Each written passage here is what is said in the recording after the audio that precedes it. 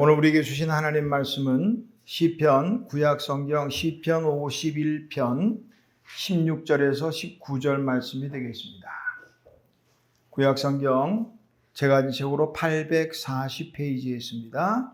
시편 51편 16절부터 19절 말씀.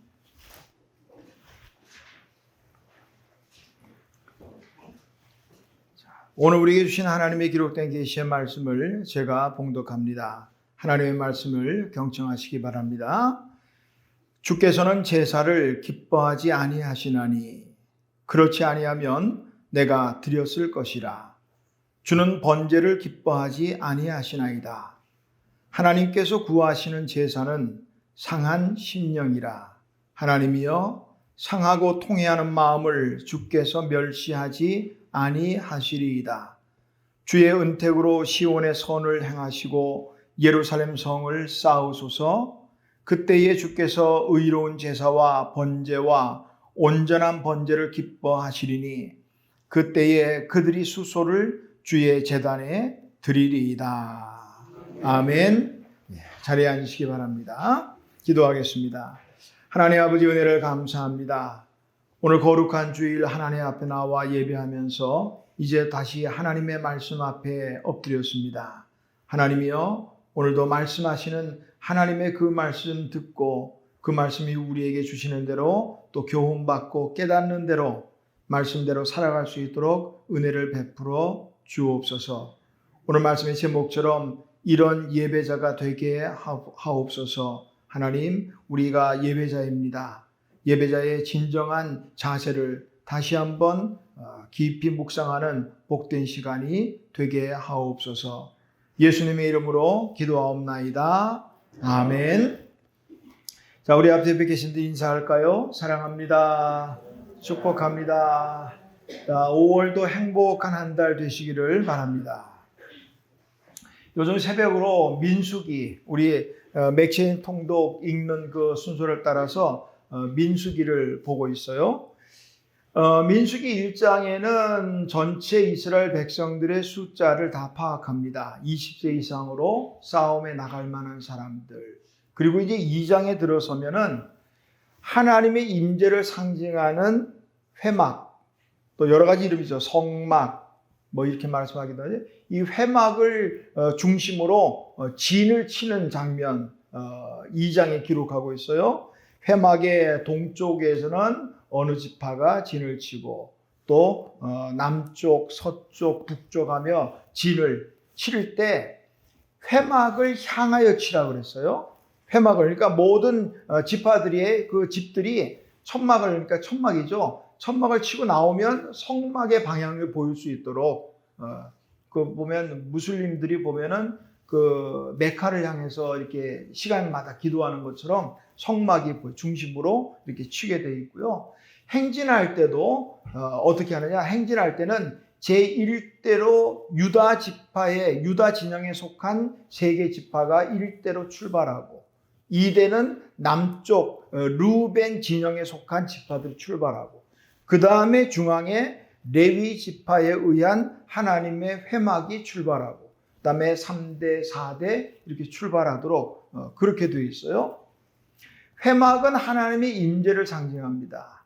그러므로 이스라엘 백성들의 모든 삶은 진을 치든 행진을 하든 모두가 회막 중심이다 하는 걸 민수기의 초반에서 우리가 볼 수가 있어요. 하나님의 사람들의 모든 삶의 중심은 무엇이어야 하는가? 하나님이에요. 또 다른 말로 하면 모든 삶의 기준이 어디에 있어야 되느냐? 하나님에게 있어야 된다. 자기 임의대로가 아니라 우리가 선하다, 악하다 이렇게 말하죠. 선하고 악한 기준이 어디에 있어요? 하나님에게 있어야 된다는 거예요. 모든 사람들이 다 이게 선하다. 우리 민주주의 시대를 사니까 모든 사람들이 만장일치로 옳다 해도요. 민주주의는 뭐 만장일치 제도로 하는 데는 만장일치 돼야 되겠지만 다수주의잖아요. 민주주의라는 게 다수가 옳다 그러면 옳은 거예요. 그러나 우리 신앙생활은 다수주의가 아니에요. 신본주의입니다. 신본, 하나님 기본, 하나님 중심이라는 말이에요. 세상 모든 사람이 다 옳다, 선하다 해도 하나님이 악하다 하면 악한 거예요. 자, 세상의 기준이 나의 기준이 돼서는 안 되겠다는 거예요. 세상에서 크다, 작다, 많다, 적다, 이 세상 기준, 여기에 따라 살지 말란 말이죠. 자, 미디안의 13만 5천 명 앞에 기드온과 300명의 용사요. 그 숫자로 볼 때는 비교할 수 없는 숫자죠. 미디안 14만 5천 명이 쳐들어옵니다. 공격해 옵니다. 그러니까 자, 나라가 위급하니까 싸우자 하니까 싸우려고 나온 사람들이 몇 명이에요? 3만 2천 명이었단 말이에요. 13만 5천 명에 3만 2천 명도 이거 비교가 안 돼요. 응? 이거 거의 나온 사람들이 아니 잘못 나왔나 보다 후회할 정도죠. 응? 그런데 하나님은 뭐라고 말씀하셔요? 너무 많다는 거예요. 많다는 거예요. 돌려보내라는 거예요. 왜냐하면 숫자가 많아가지고 만약에 싸우면 백성들의 생각에 우리가 잘 싸워서 이겼다 이런 교만한 마음을 가질 수 있기 때문에 많다는 거예요. 돌려보내라는 거예요. 그래서 두려워하는 사람 돌아가라 했더니 2만 2천 명 돌아가고 10,000명 남았어요. 형편이 더 어려워졌어요. 그런데도 하나님은 또 많다는 거예요. 또 줄였어요. 결국 300명으로 13만 5천 명 미디안 사람들하고 싸웁니다. 우리 사람의 기준으로 볼 때는 이거는 되지도 않은 싸움이죠. 너무 작은 거예요. 작아도 너무 작은 거예요. 그런데 결과는 어떻게 됐어요? 이겼다는 말이에요. 그러니까 우리 사람들의 기준으로 해서는 안 되겠다는 거죠. 이런 일은 얼마든지 있어요. 벳세다 들판에 굶주리는 5천 명이 있습니다. 5천 명은 남자만 셌으니까 어린아이와 여자와 노인들 다 포함하면 2, 3만 명이 넘어가는 사람들이 굶주려 있단 말이에요. 이거 먹여야 된단 말이에요. 식사기가 다 넘어갔습니다. 자, 제자 중에 한 사람이 나옵니다. 어린아이에게 이 보리떡 5개와 물고기 2마리가 있는데 이거 가지고 뭐가 되겠습니까? 아마 스스로 생각해도 주님 앞에 가져오고도 한심스럽게 생각했을지 몰라요. 그러나 결과는요, 다 배불리 먹고 그리고도 12광준이나 남겼다는 거예요. 우리가 볼 때는 보잘것 없이 작은 거였지만 하나님은 많다는 거예요. 많고 적고 크고 작고 강하고 약하고 이 모든 것들은요, 누구의 기준에 따르느냐에 따라서 달라지는 거예요, 완전히. 우리가 부르는 찬양처럼 약한 나를 하나님은 강하게 하시는 분이니까. 자, 우리의 예배를 받으시는 분이 누구냐? 하나님이셔요. 그렇다면 우리의 예배를 받으시는 그분이 기쁘게 받으셔야 되는 거예요. 내가 만족하게 드리는 예배는 아니에요. 오늘 예배 아주 은혜로웠어, 좋았어. 본인 생각은 은혜롭고 좋았을지 모르겠으나 하나님에게 물어보자고요. 하나님, 오늘 제 예배 기쁘게 받으셨어요? 받으시는 분 그분이잖아요. 예배는 내 만족을 위해서 드리는 게 아니거든요. 그러니까 하나님의 중심으로 받으시는 그 하나님이 기쁘게 받으실 수 있도록. 자, 그를 위해서 오늘 우리가 예배자잖아요. 자, 한번 고백할까요? 나는 예배자입니다. 나는 예배자입니다. 우리가 예배자예요. 예배를 받으시는 분은 하나님이시고, 그렇다면 우리가 어떤 예배자가 되어야 할 것인가 하는 것을 오늘 말씀과 또 함께 읽을 말씀들 속에서 생각해 보려고 합니다. 자, 우리는 어떤 예배자가 되어야 할까? 먼저는 마음을 다하는 예배자, 마음을 다하는 예배자가 되어야 하겠다. 오늘 17절에 보니까 다윗을 통해서 말씀하네요. 하나님이 구하시는 제사는 상한 심령, 그러니까 마음이죠. 하나님이여 상하고 통회하는 마음을 주께서 멸시하지 아니하시리라. 하나님이 구하시는 제사가 있단 말이에요. 그런데 그 바로 앞에 있는 16절 말씀 보니까 또 어떻게 되어 있냐면요, 주께서는 제사를 기뻐하지 아니하시나니 이렇게 되어 있어요. 그렇지 아니하면 내가 드렸을 것이라. 근데 주는 번제를 기뻐하지 아니하신단 말이에요. 뭐예요? 제사를 드리라는 거예요? 말라는 거예요? 응? 하나님이 받으신다는 거예요? 안 받으신다는 거예요? 오늘 16절에서 하나님은 제사를 기뻐하지 아니하신다 할 때 요때 사용된 제사의 이 히브리 원어의 의미를 보면요. 마음이 결여된 형식적인 그런 예배를 의미합니다. 그러나 17절에 말하는 이 제사는 마음을 다한 상한 심령의 제사를 말하고 있습니다. 자, 상하고 통회하는 마음의 예배. 여기에 상한 심령이라 할 때 이 말은 뭐냐? 마음이 조각난, 분쇄된 그런 의미를 가지고 있어요. 오늘 하나님께서 받으시는 예배는 어떤 예배냐? 그저 물질과 형식 갖춰진 그런 예배. 그런 예배가 아니라 우리의 정말 상한 심령을 다한 예배, 그런 예배를 하나님께서 받으신다 하고 다윗이 말해요. 우리는 성경에서 참 다양한 사람들을 많이 만날 수 있지만 성경에 정말 하나님의 어떤 특별한 사랑을 받은 인물이 있다면 그 누굴까? 오늘 보면 오늘 이 시편을 쓴 다윗을 손꼽을 수 있어요. 제가 말씀드렸죠? 성경에서 많이 나오는 거, 읽으시면서 많이 나오는 단어와 구절과 이런 것들에 유의하시라고. 성경에 다윗만큼 그 이름이 많이 등장하는 인물이 없어요. 구절로 따지면 약 809절, 889절에 다윗의 이름이 등장합니다. 그리고 한 구절에는 막 2번씩도 나와요. 그러니까 이 889절에 걸쳐서 나오는 다윗의 이름만 언급된 게 1040번이 넘어갑니다. 엄청나는 거예요. 응? 다윗에 대한 표현도 하나님의 그 대한 표현도 다양하죠. 다윗은 내 종이다.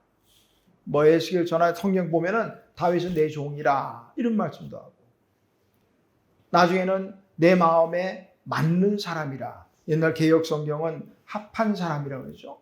내 마음에 맞는 사람이라. 예수님을 신약에 와서 예수님을 말할 때에 그 예수님과 함께 많이 등장하는 인물이 또 이 다윗이에요. 자, 누가복음 2장 11절에 보니까 천사들이 예수님의 탄생을 목자들에게 알릴 때도 말합니다. 오늘 다윗의 동네에 너희를 위하여 구주가 나셨으니, 다윗의 동네를 해놨단 말이에요. 예수님의 도움이 필요했던 수많은 환자들, 그래서 예수님께 나왔죠. 그리고 맹인도 있었고 나병 환자도 있었고, 그 많은 사람들이 예수님께 도움을 청할 때 많은 경우에 어떻게 말해요? 다윗의 자손 예수여, 이렇게 부른다고. 마태복음 신약성경 첫 번째 책인 마태복음 1장 1절부터 보면 예수님의 계보, 족보가 시작되죠. 그 1장 1절에 뭐라고 되어 있어요? 아브라함과 다윗의 자손 예수의 계보라. 이렇게 다윗이 유명해요. 이렇게 유명합니다. 자, 다윗의 위대함은 어디에 있을까? 다윗은 한 번도 죄를 범하지 않았을까? 아니요. 오늘 우리 본문이 포함된 시편 51편은, 자, 51편 51 돼 있는 옆에 뭐라고 되어 있어요? 제목이요? 다윗이 밧세바와 동침한 후 선지자 나단이 그에게 왔을 때, 이렇게 되어 있어요. 다윗이 범죄하지 않아서 위대한 거 아니에요. 이렇게 보면 다윗도요, 별 수 없는 사람이에요. 별 수 없는 사람이에요. 오늘날 같으면 만약에 이렇게 됐다면 왕 대통령 자리에서 내려와야 될 거예요. 엄청난 죄를 졌다고요.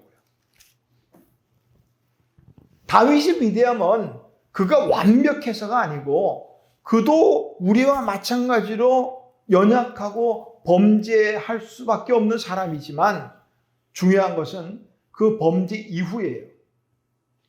하나님의 철저하게 회개하고 있다는 말이에요.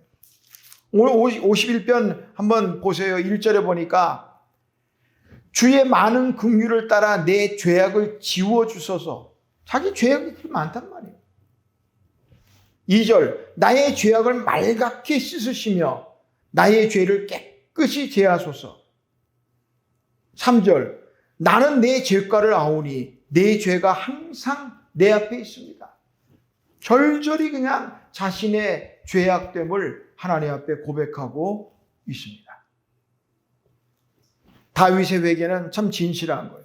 오늘 시편 51편 외에도 다윗의 이 참회의 시가 7편이 돼 있는데 그 시편들마다 보면 절절히 하나님 앞에 철저하게 회개하고 얼마나 회개의 눈물을 흘렸는지 그 눈물로 침상을 띄운다고 말합니다. 그 정도로 그가 건성으로 그냥 우리말대로 립 서비스로 그냥 하나님 앞에 잘못했습니다. 그렇게 한 거 아닐 거예요. 만약에 그렇게 했다면 하나님이 그의 회개를 받기나 하셨겠어요? 오히려 더 많이 책망하셨겠죠.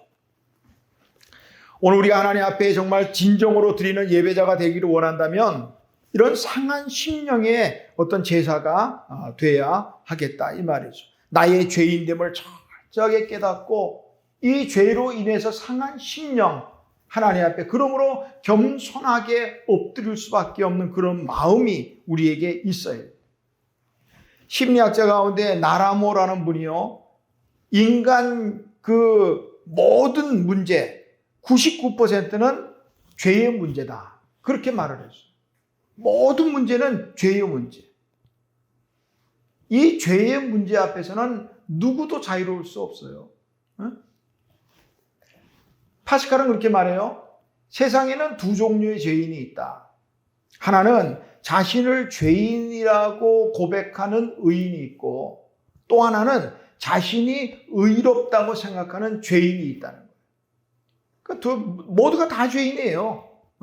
죄인이라고 생각하는 의로운 사람이나 그거는 죄인이라고 생각한다고 의로워지는 건 아니에요. 하나님이 불쌍히 여기셔서 의롭다 인치신 것이지 또한은 죄인임에도 불구하고 죄인임을 모르는 사람, 그게 문제라는 거예요. 그래서 파스칼은 그렇게 말해요. 죄가 많은 것은 분명히 악한 일이다. 그러나 죄가 많음에도 불구하고 그것을 인정하지 않는다면 그 마음은 더 큰 문제다. 우리의 죄인됨을 하나님 앞에 겸손히 고백해야 돼요. 오늘 다윗을 보면서 우리가 기억해야 될 거 하나 있어요. 죄를 짓고도 하나님 마음에 맞는 사람이 있어요. 다윗처럼. 근데 반면에 어떤 사람은 그렇지 않고서도 하나님 앞에 인정받지 못하는 사람들도 있더라 이 말이에요. 어떤 쪽인지를 우리는 스스로 선택할 수 있습니다. 바리새인은 기도할 때 그렇게 기도했어요. 하나님, 나는 11조도 드리고 나는 일주일에 2번씩 금식도 하고 저 세리하고는 다릅니다. 자신의 실제로 그는 그렇게 살았을 거예요. 그러나 주님은 그를 의롭다고 말하지 않습니다. 반면에 한쪽 구석에서 감히 하나님을 쳐다보지도 못하면서 가슴을 치면서 하나님 나는 죄인입니다 라고 말하는 세리에 대해서는 주님께서 의롭다고 말씀하셨거든요. 우리가 예배자라면 자신의 죄를 인하여 정말 상한 심령, 산산이 부서진 이 마음, 그 통회하는 마음으로 하나님께 예배하는 그런 예배자가 되어야 하겠습니다. 자, 우리가 또 어떤 예배자가 되어야 될까? 향기로운 예배자가 되자. 자, 오늘 함께 읽은 말씀이 민수기 15장이에요. 좀 말씀 따라 읽으셨으면 좋겠어요. 맥세인이 성경 통독 분량을 따라 말씀을 좀 읽으면 좋겠어요. 네, 우리가 복 좋아하지만 그저 말씀은 읽는 자 복이 되고 또 듣는 자도 복되고 읽고 지키는 자도 또 복되다고 그랬으니까. 자, 민수기 15장에 보면요. 제사에 대해서 쭉 말씀을 하고 있어요. 근데 그 제사의 종류도 다르고 제물의 종류도 다르고 또 드리는 방법도 다르고 다 다른데요. 공통적으로 포함된 말씀들이 있어요. 몇 구절만 제가 소개할게요. 민수기 15장 3절입니다. 여호와께 화제나 번제나 서원을 갚는 제사나 낙헌제나 정한 절기제에 이 제사들의 종이 쭉 나오죠. 화제, 번제, 서원제, 낙헌제, 절기제. 이때에 또 제물, 소나 양을 제사의 종류와 제물의 종류를 말하고 소나 양을 여호와께 향기롭게 드릴 때에는 이렇게 되어 있어요. 향기롭게 드렸다는 이 말씀이에요. 자, 민수기 15장 7절입니다. 전제로 포도주 3분의 1 흰을 드려 여호와 앞에 향기롭게 할 것이요. 민수기 15장 13절입니다. 누구든지 본토 소생이 여호와께 향기로운 화제를 드릴 때에는 14절, 24절 쭉 나오면 다 똑같아요. 여호와께 향기로운 제사. 이렇게 말합니다. 구약시대에는 우리가 아는 것처럼 하나님께 제사를 드릴 때는 소와 양, 염소, 비둘기 등으로 드립니다. 그리고 제물을 드릴 때는 각을 떠야 돼요. 머리도 잘라내고 벗겨내고 다 부위별로 각을 뜹니다. 그리고 기름은 기름대로 다 그렇게 해서 번제나 화제는 온전히 다 태워 드려야 합니다. 자, 한번 상상력을 동원해 볼까요? 향기로울까요? 이 태워지는 게 혹시 스테이크나 삼겹살 굽는 냄새 생각하면 오해입니다. 동물을 짐승을 잡아 피가 흘려지는 정말 그 피 흘리는 현장. 참 어떤 교회는 그런 것도 했다 그래. 구약 시대로 정말 우리가 그 짐승의 죄를 전가하고 그 짐승이 죽어가는 그걸 직접 체험해보자 해가지고 어떤 교회는 직접 그랬다며 양 같은 거 해가지고 거기다 교인들 자기 죄를 안수하고 그리고 뭐 잡았다 그래가지고 또 신문에 나고 막 그런 적도 있어요. 아주 리얼하게 해서 자신의 그 죄인됨을 극대화한 거는 뭐 맞겠습니다만은 피비린내와 그 살타는 노린내, 어쩌면 비유가 약한 분들은 아마 냄새조차도 역겨워서 못 맡을 수도 있겠어요. 그런데 하나님은 그 냄새를 향기롭다고 하죠. 향기롭다. 한편 또 재밌는 거는 그래요. 하나님이 향기를 받으시니 참 감사하다. 만약에 향기가 아니고 어떤 제물을 받으시기를 원한다면 소나 양이나 염소나 이거 제사 때마다 소 한 마리 얼마예요? 이게? 양은 또 얼마고? 야, 이거 보통 문제 아니에요. 근데 하나님은 향기를 받으신다는 거예요. 자, 오늘 우리가 바로 향기로운 예배자여야 합니다. 지금은 구약 시대가 아니죠. 신약 시대예요. 우리의 예배가 향기로운 예배가 되어야 하고 우리가 향기로운 예배자입니다. 자, 향기로운 예배자가 되기 위해서는요, 기억해야 될 거 있어요. 자, 조금 전에 말씀드렸던 말씀 가운데 공통적으로 사용된 게 여호와께 향기롭게 드릴 때, 여호와께 드린다는 거예요.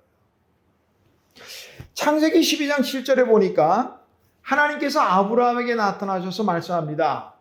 아브라함이 이제 하나님의 말씀을 따라 본토 친척 아버지 집을 떠나서 이제 하나님이 이끄신 대로 왔거든요. 세겜 땅으로 왔는데 하나님이 아브라함에게 말씀하셔요. 자, 내가 이 땅을 내 자손에게 주겠다. 그러자 그 다음에 나타난 게 아브라함이 자기에게 나타나신 여호와께 그곳에서 제단을 쌓았더라. 이렇게 돼요. 그러니까 아브라함이 하나님이 이끌림 받아가지고 정착한 곳에서 제일 먼저 한 일은 뭐냐? 예배였다는 거예요. 제사를 드렸다는 거예요. 옛날 개역 성경을 보니까 이 부분을 이렇게 번역했습니다. 자기에게 나타나신 여호와를 위하여 그곳에서 단을 쌓고, 여호와를 위하여. 예배는 아까도 말씀드렸지만 드리는 우리 중심으로 드려서는 안 되고요. 받으시는 그분을 위하여 드리는 거예요. 그러니까 그러니까 향기로운 예배자가 꼭 기억해야 될 것은 하나님을 위하여 예배하는 거예요. 그거 꼭 기억하셔야 돼요. 근데 오늘 우리의 많은 예배들 보면 많이 달라졌어요. 우리 스스로 한번 좀 점검해 봤으면 좋겠어요. 오늘 예배가 좀 너무 가벼워지고 있다는 생각을 가집니다. 어떤 목사님들은 개그맨 이상 가더라고요. 방송에도 많이 나오죠. 오죽하면 방송에서도 막 출연 요청하고 너무 재밌으니까. 또 그 재미있는 설교를 또 그걸 또 은혜로 받아들이고 원하는 예배자들도 있고. 서로 맞아들이니까 그렇겠죠. 이 설교 시간은 개그 시간 아니에요. 예배가 너무 물론 그렇다고요. 지루해서 다 잠재우는 그걸 말하는 건 아니겠지만, 그러나 예배가 너무 웃기고 재미있는 그쪽으로 흘러서는 안 되겠다. 그런가 하면 예배자들의 어떤 요구, 여러분은 어떤 예배를 듣기를 원하셔요? 오늘 설교자들이 어떤 설교를 하느냐를 보면 예배자들이 원하는 방향이 나옵니다. 많은 경우에서 복에 관한 설교를 합니다. 한 주간 동안 세상에 살면서 힘들고 지친 영혼들을 위해서 위로하고 용기를 주고 나쁘진 않아요. 그러나 듣기 원하는 설교여서는 안 된다는 거예요. 설교는 뭐예요? 설교는 선포입니다. 하나님의 선포되는 말씀이에요. 그렇다면 그분이 말씀하시는 걸 듣는 시간이에요. 내가 듣고 싶은 것을 듣는 시간이 아니라는 거죠. 오늘 많은 교회들이, 많은 설교사들이 잘못되고 있어요. 오늘 향기로운 예배자들은요, 내가 듣고 싶은 설교, 여기에 초점을 맞출 게 아니라 하나님이 오늘 이 말씀을 통해서 무엇을 말씀하시는가 하는 것에 초점을 맞춰야 합니다. 그리고 그 말씀이 때로는 위로가 되지 않고 때로는 복되지 않는다 할지라도 내게 주시는 말씀이면 아파도 들어야 되고 그 말씀 듣고 또 달라져야 돼요. 그게 온전한 예배라 여겨집니다. 자, 하나님 앞에 향기로운 제사 어떤 것들이 있을까 보니까 사도 바울이요, 빌립보서 4장 18절에 보니까 빌립보 교회의 성도들에 대해서 너희가 나에게 한 이 예물은 향기로운 제사다 이렇게 표현했어요. 그건 뭐냐면, 자, 사도 바울이 감옥에 갇혔어요. 로마의 감옥에 갇혔을 때 1차, 2차 갇혔을 때는 비교적 편했어요. 갇혔다기보다는 가택연금 정도? 그러니까 성경의 사도행전 끝에 보니까 이태를 사람들을 만나면서 복음도 전하고 아마 옥중 서신이 쓰여진 때는 그때였을 거예요. 그런데 사형을 언도받은 다음 3차로 투옥될 때는 상황이 완전히 달라졌어요. 로마에 사도 바울이 갇혔다는 그 옥을 갔었거든요. 지금은 이제 그 성지 순례객들을 위해서 그 옥에 들어가는 옆으로 이제 지하로 좀 파가지고 들어가서 보게끔 해놨지만 예전에 원래 감옥의 형태는 그 옆으로 들어가는 지하로 들어가는 길이 없었고요. 위에 보니까 그저 한 사람 하나 들어갈 수 있는 구멍, 그거를 이제 쇠로 이렇게 막아놨더라고요. 그 구멍, 그게 지하 감옥으로 들어가는 통로예요. 그래서 베드로가 감옥에 갇혔을 때도 그렇고 보면 이 죄수들을 어깨에 이 줄을 달아가지고 매달아 내린 거예요. 꼼짝할 수 없어요. 빛 하나 들어오지 않아요. 그 환기구, 그 들어가는 그 통로, 그게 전부입니다. 이런 상황이니 이 감옥 생활이 결코 기쁘고 좋을 리가 없어요. 감옥에 있으면 글쎄, 감옥에 들어가면 다 먹여주기도 하고 입혀주고 재워주고 좋을까요? 모르겠습니다만은 그러나 바울이 처한 이 상황은 결코 그렇지 않았을 거예요. 제대로 되는 게 뭐 있겠어요. 옥바라지를 해야 되는데 그때 빌립보 교회 성도들이 참 어려운 중에도 바울을 위해서 옥바라지를 했어요. 어려운 중에도 십시일반 헌금을 모아가지고 바울의 옥바라지를 합니다. 바울이 너무너무 고마웠죠. 그래서 그 빌립보 교회 성도들에게 빌립보서 4장 18절에 보면은 너희가 나를 위해서 이렇게 귀한 것들을 모아줬으니 이것은 나에게 했다기보다는 하나님 앞에 향기로운 제물이다. 그런 표현을 했어요. 향기는 그냥 나는 게 아니더라고요. 향기는 희생과 헌신이 있어야 나더라고요. 우리가 아는 것처럼 6월절 마지막 6월절을 앞두고 예수님이 베다니 시몬의 집에서 마지막 6월절 준비를 하고 있을 때 그때 한 여인이 요한복음에는 마리아라는 이름으로 말하고 있습니다. 마리아가 와서 귀한 옥합을 깨뜨려서 예수님 발에 붓고 그리고 그의 머리털로 씻었어요. 그게 보니까 대략 300데나리온에 해당돼요. 옆에서 지켜보던 사람들이 그냥 오히려 질려버렸어요. 저 아까운 거를 깨뜨렸다는 거죠. 여인에게 책망합니다. 왜 그거를 비싼 값에 팔아서 가난한 사람에게 나눠주어도 좋을 텐데 허비하느냐. 그렇게 말했다고. 그때 예수님 말씀합니다. 그녀를 가만두란 말이죠. 가만두라. 너희가 정말 이 여인의 이 행동은 나의 장례를 위해 준비한 것이다 하면서 복음이 전파되는 곳에는 어디서나 이 여인의 이 행함을 전파해서 드러나게 하라. 향기. 옥합이 깨뜨려져야 향기가 나는 거예요. 그리고 그 예수님은 직접 본인 자신이 향기로운 제물이 되셨어요. 에베소서 5장 2절에 보니까 그리스도께서 너희를 사랑하신 것 같이 너희도 사랑 가운데서 행하라. 그는 우리를 위하여 자신을 버리사 향기로운 제물과 희생 제물로 하나님께 드렸느니라. 예수님께서 친히 우리를 구원하시기 위해서 자신이 향기로운 제물이 되셨다. 향기로운 예배자가 되기를 원한다면 희생과 헌신이 있어야 된다 하는 사실입니다. 자, 우리가 오늘 향기로운 예배자가 또 하나님이 기뻐하시는 예배자가 되기 원한다면 어떻게 될까? 삶에서 삶의 열매로 예배하는 예배자. 예배에 관한 유명한 라틴어 문구가 있습니다. 좀 어려운 말이지만 저도 잘 몰라요.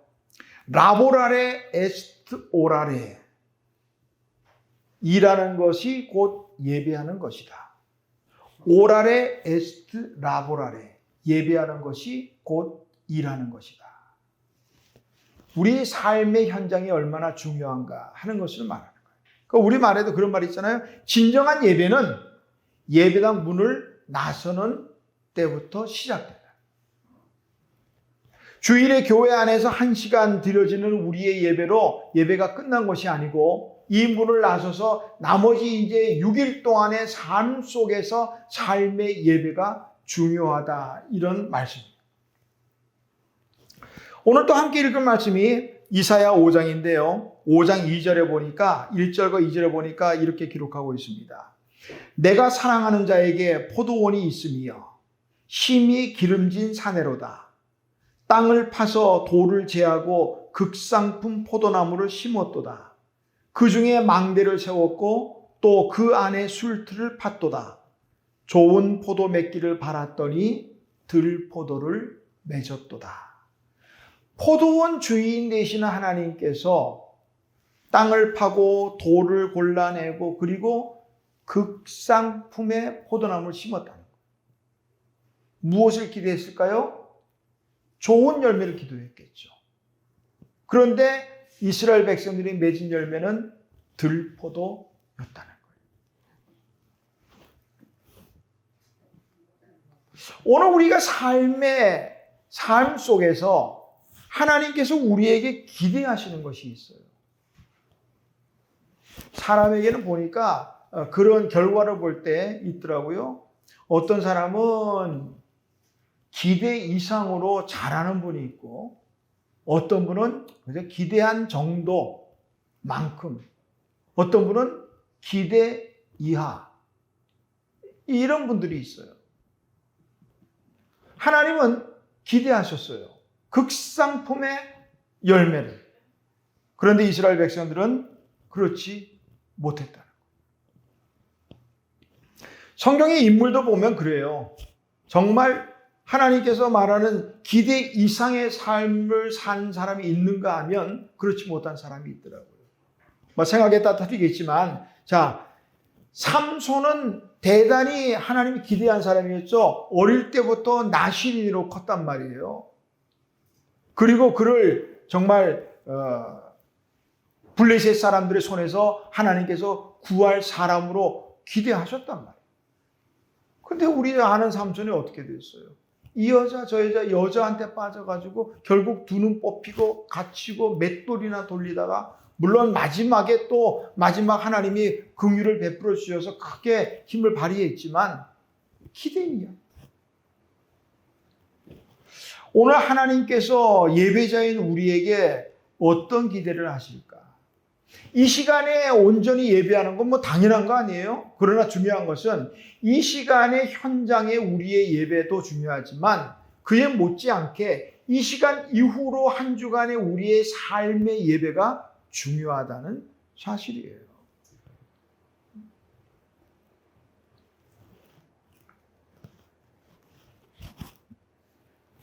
예배당 안에서 예배뿐이 아니라 정말 삶 속에서 우리 하나님 앞에 삶의 예배자로 살아가야 되겠다.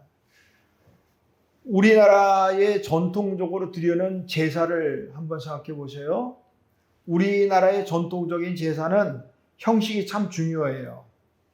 제물의 가짓수와 또 제물이 순서, 배치도 그렇고 얼마나 중요해요. 우리는 제사를 안 드니까 모르지만 제사 드리는 사람들은 설날이나 추석 때나 이 제사상 치르는데 수십만 원씩 들어가서 그 뉴스 나올 때마다 올해 제사상 차릴 때 얼마 들어간다 그러면은 좀 그렇더라고. 그거 왜 저렇게 차리나? 저 비싼 걸 갖다가 그런 생각을 합니다만은 이 중요해요. 어떤 상차림 할 때 몇 가지를 차리는가, 과일은 쭉 앞으로 과일 하면서 순서도 다 있더라고. 이게 다 참 소중히 여겨요, 그런 것들을. 그러나 우리 기독교의 제사는, 예배는 그런 제물이 중요한 거 아니에요. 우리의 마음가짐이 중요하다는 거죠.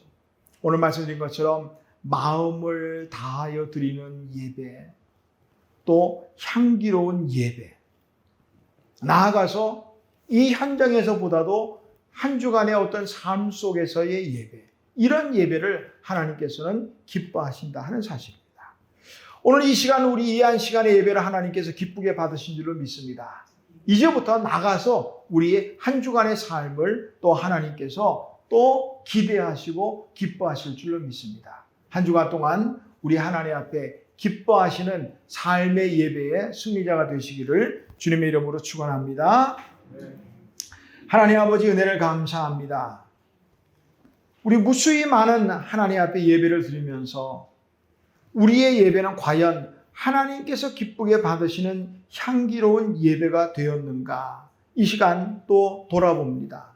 하나님, 우리의 예배가 하나님께 온전히 마음을 다하고 하나님께서 향기롭게 받으실 만한 그런 예배가 되도록, 또 우리 삶 속에서 삶의 열매로 예배하는 참된 예배자가 될 수 있도록 은혜를 베풀어 주옵소서.